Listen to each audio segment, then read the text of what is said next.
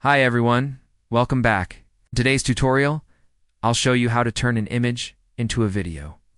This is super useful if you want to create quick social media clips, slideshows, or even use a single photo for video content with effects.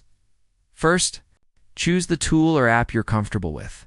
You can use editors like CapCut, InShot, Canva, or even Runway AI. The process is almost the same across these. Platforms start by opening your editor and creating a new project. Instead of uploading a video, upload the image you want to use. Once your image is on the timeline, it automatically becomes a video clip, usually lasting a few seconds by default.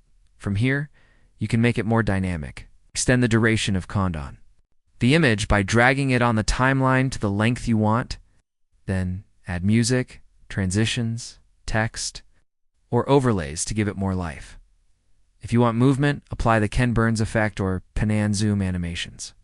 This makes your still photo move smoothly, creating the illusion of video motion. Some AI tools can even animate your image automatically. Finally, preview your project, make sure everything looks right, and then click Export to save your new video. And that's it. That's how you can turn a simple image into a video. Easy, creative, and perfect for any platform. For more tutorials just like this one, make sure to check back again.